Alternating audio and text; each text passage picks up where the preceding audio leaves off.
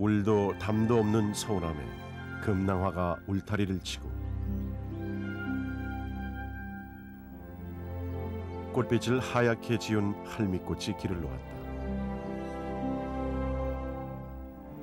서운함으로 가는 길엔 모두가 그렇게 꽃을 피우고 열매를 맺는다. 스님들은 손에 흙을 묻히고 연꽃처럼 빼어난 일각을 이룬다. 서운함에서는 모든 생명들이 그렇게 부지런히 한거 결제를 맞이하고 있다.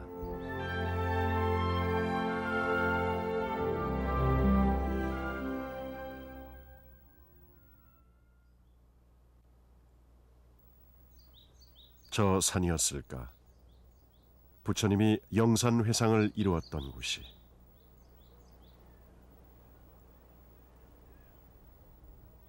하늘 아래 우뚝 산을 세운 듯 영축산의 위용이 장엄하다.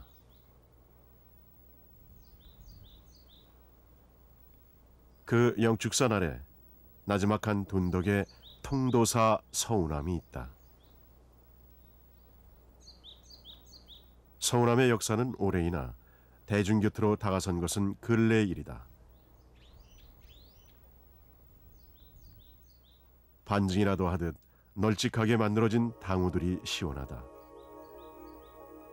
그중 스님들이 수행 공간으로 사용하는 건물은 무위선원뿐이고 대웅전, 공양채, 요사채, 그리고 다실, 그 모든 공간은 서운함을 찾는 내방객들을 위해 열어두고 있다. 그만큼 환경 생태 사찰, 선농일치의 도량, 지역문화의 메카 등 서운함을 수식하는 말들도 다양하다.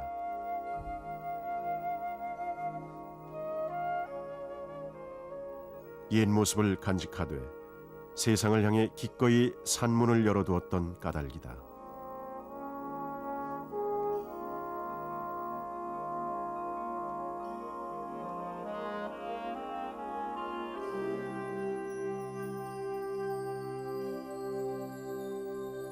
그래서일까? 시골 큰 집처럼 서운함에는 항아리가 즐비하다. 5,000개가 좋게 넘을 듯 싶다. 음력 정월에 담궜던 장이 익어가는 풍경. 서운함에서만 볼 수 있는 멋이 아닐 수 없다.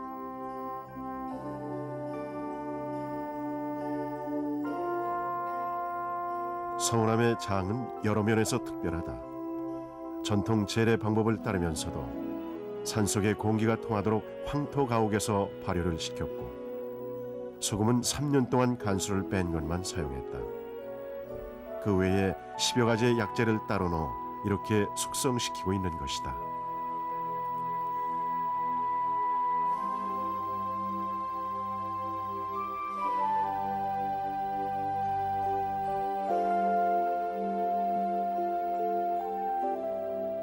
전통과 현대의 까마득한 거리, 그 간극을 서운함에서는 찾아볼 수 없다.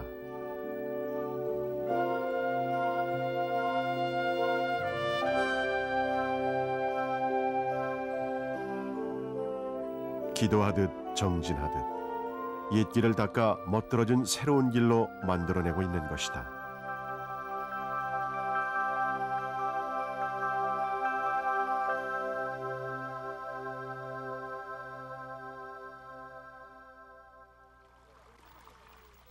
주말도 아닌데 꽃밭으로 나들이를 가듯 부처님한테 놀러 오듯 꼬마 손님들이 서운함을 찾았다. 서운함에서는 일상이 된 풍경이다.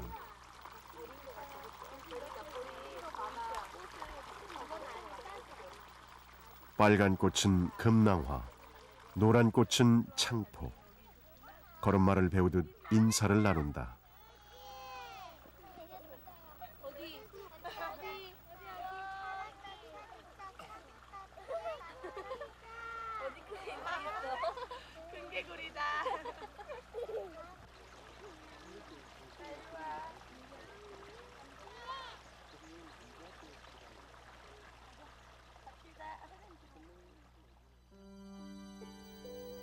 서운함은 20만 평에 이르는 꽃밭을 가꾸고 있다. 그것도 우리의 꽃 야생화들만 모아놓은 꽃밭이다. 그 수가 100여 종에 이른다. 잊혀가는 꽃 이름들이 서운함에 이르러 제 이름을 찾고 있는 것이다.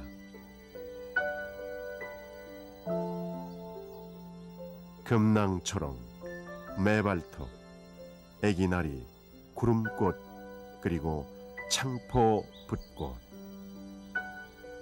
호명을 하면 대답하듯 4월, 5월, 6월 그렇게 가을까지 꽃을 피운다.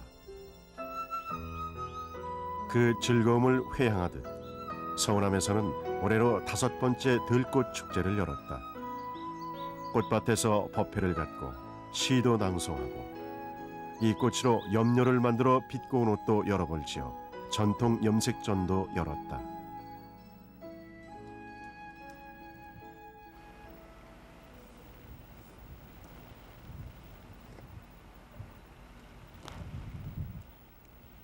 비 긋는 소리가 또렷하다. 산사에서만 들을 수 있는 장광설이다.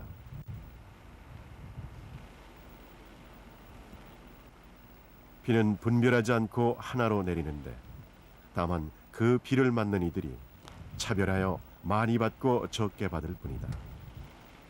법화경에서 들었던 부처님의 그 말씀이 산사의 비로 젖어드는 듯하다.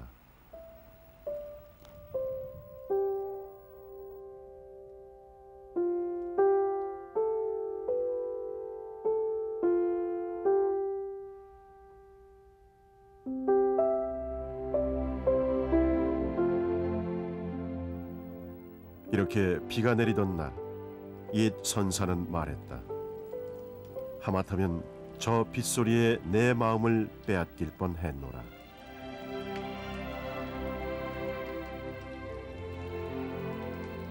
빗소리에조차 머물러서는 안 되는 것. 마음이 닿는 모든 것을 경계로 삼아야 하는 것이 수행의 길이다.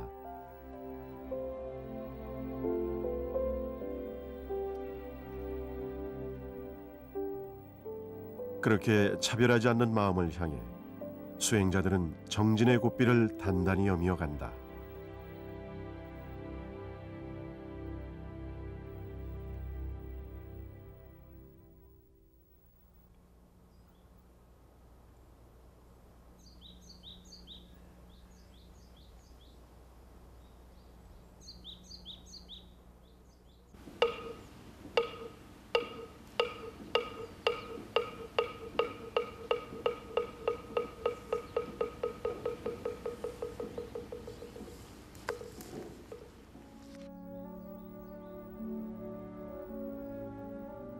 울력. 좌선이 끝나고 행선이 시작되었다.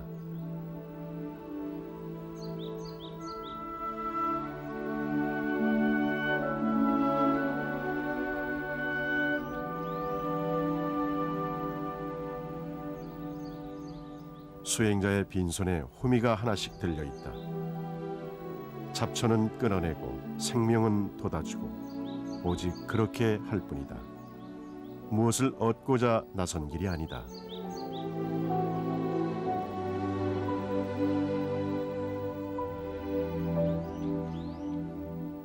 그리고 거기에서 나를 낮추고 함께 걸어가는 법을 배운다.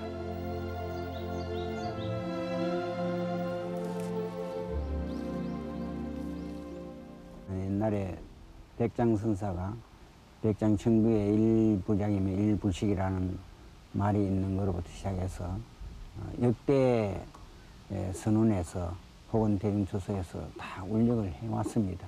지금도 제 방에서 다 울력을 하고 있고 좌선을 할 때나 울력을 할 때나 같은 맥락입니다.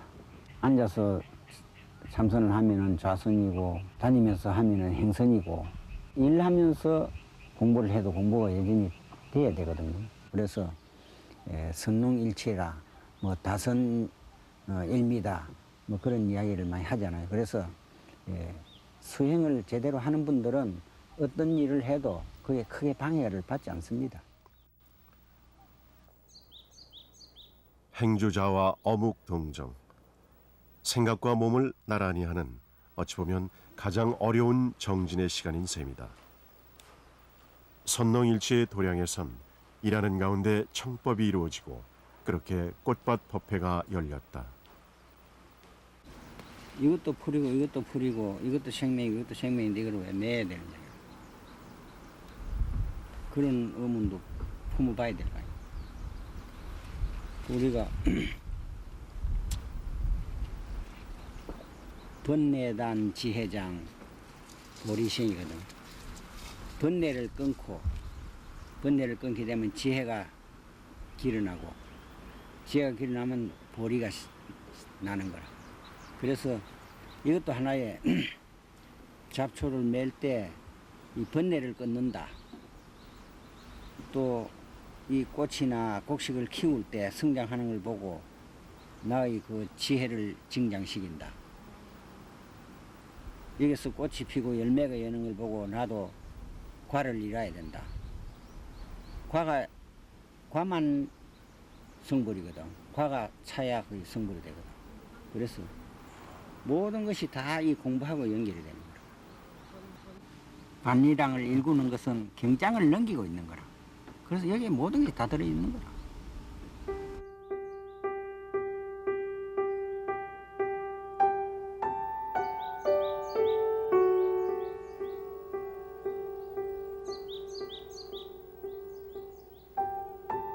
서운함의 대웅전.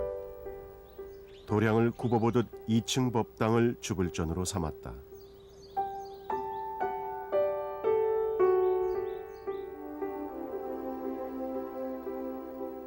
서운함의 부처님은 서운함의 들꽃만큼이나 많다. 따로 본전부를 두지 않고 작은 불상들 3,000부를 나란히 모셔두었다.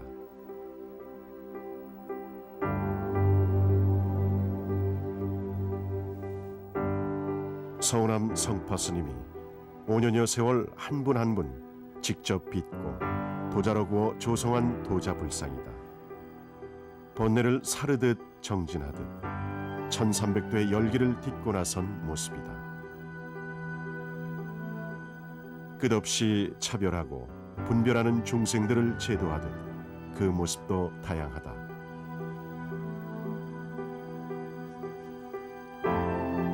때로 합장한 손으로 맞이하고 때로는 선정에 든 모습으로 그렇게 여럿의 수인을 지어 법을 설하고 있다. 서로 다른 길로 왔으나 가야 할 길은 하나임을 일깨워주는 듯하다.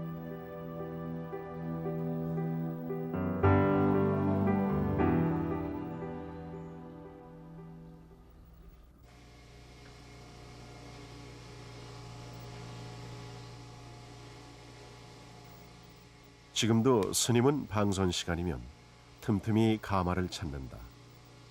아예 서운함 입구에 가마를 만들어 놓았다.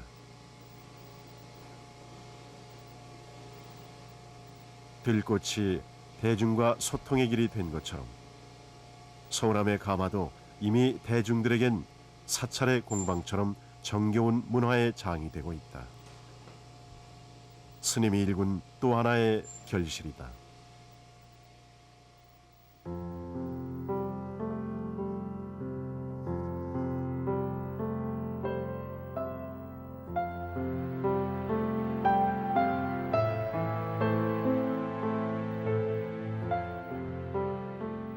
한 줌의 흙이 물을 보태고 다듬어 구우면 근사한 그릇이 되는 이치. 변하지 않는 것은 변한다는 사실뿐이라 했다. 그러나 무엇으로 변할 것인가? 어디로 가야 할 것인가?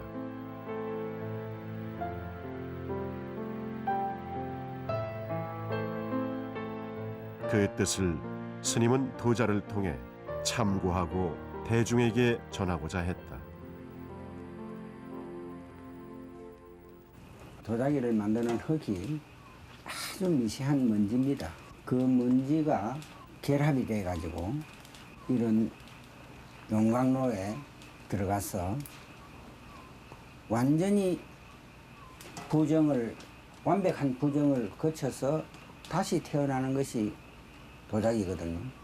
이를테면은 이토위옥이라 흙으로서 옥을 만든다. 이것이 우리가 천사만념이 그런 먼지와 같은 그런 말할 수 없이 헤아릴 수 없는 그런 번뇌망상이 화두 하나로 딱 묶어가지고 수련을 해서 거기서 성불을 하게 되면은 중생이 곧 성불이라 부처가 되는 거고 이 흙이 곧 옥이 되는 거와 같다고 이렇게 볼 수가 있습니다. 번뇌를 사른다. 다 사르고 나면 텅 빈 자리. 거기에 참나가 있다 했다. 치열한 정진없이는 닿을 수 없는 길이다.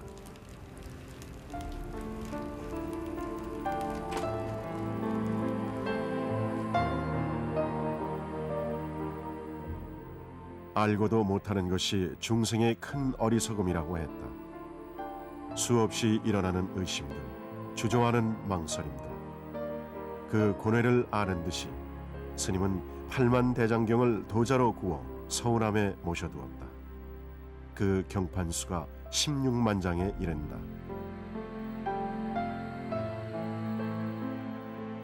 반야심경의 말씀처럼 법에 의지하여 두려움 없이 정진하기, 그리고 그 길이 진실하여 헛되지 않음을 간절히 일깨워주고자 했다.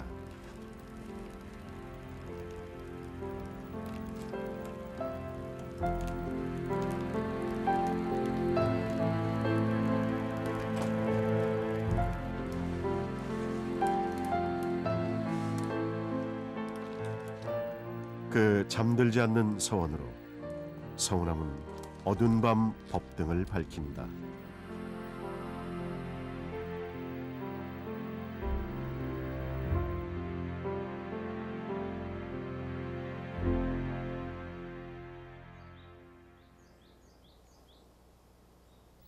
서운함의 아침이 왔다. 꽃들, 나무들, 서운함의 대중들이 함께 만든 아침이다.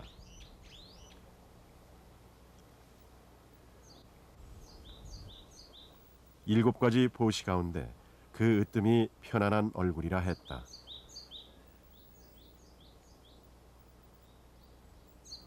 꽃이며 나무들이 지어 보인 얼굴 공양이 감사한 아침이다.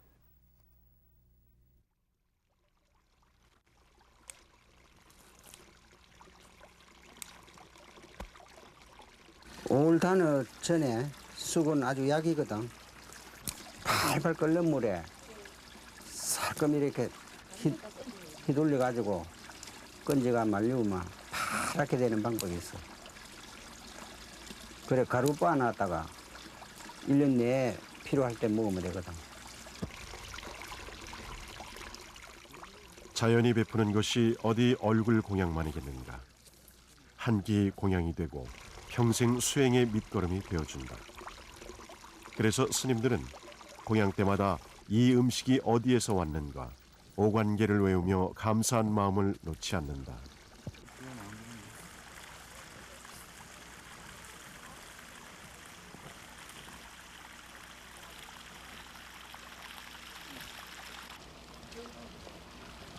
여기 가운데 빨간 점이 있는 게 있거든.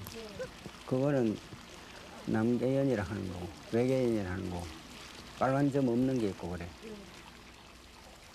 연못 가득 피어난 노란 연꽃들. 서울암에서만 볼 수 있는 특별한 꽃이다. 진흙밭에서 어찌 저런 색을 만들어냈을까.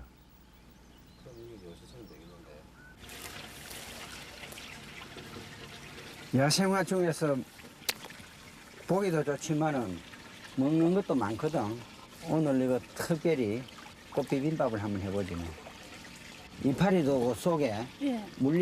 돌 말리가 있는 거 예. 그거 하나 따봐요. 예. 말리가 있는 거.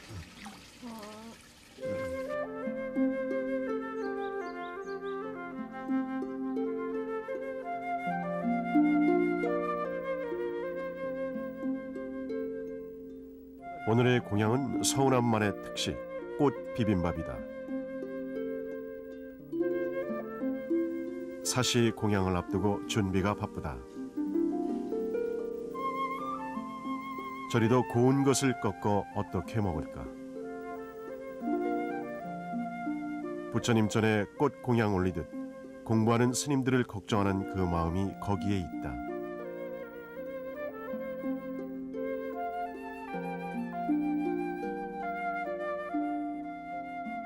서로 다른 얼굴들이 꽃꽂이를 하듯 나란히 놓인다.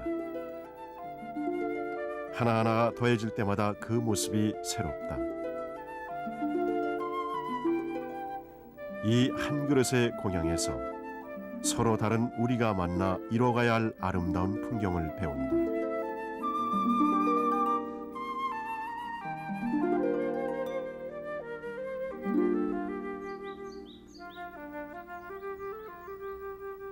서운함에서는 바람도 햇볕도 꽃도 그저 그 자리에 있어 감사한 우리가 된다.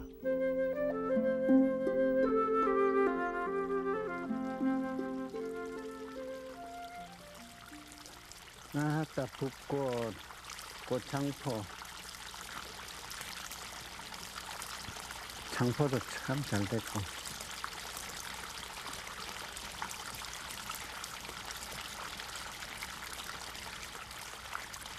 보기 좋다. 해마다 봄이면 들꽃 축제를 열고 겨울이면 5,000개의 독이 차고 넘치도록 장을 담그고 여름이면 지천으로 피어있는 들풀로 염료를 만들어 우리의 빛을 빚어내는 도량 서운함. 그러나 무엇보다 서운함이 특별한 것은 모든 인연이 모든 존재가 맛이 되고 색이 되고 향기가 된다는 것이다. 오고 가는 수많은 인연들이 불도의 길로 회항되고 그렇게 서로에게 희망이 되는 길이 서운함에는 있다.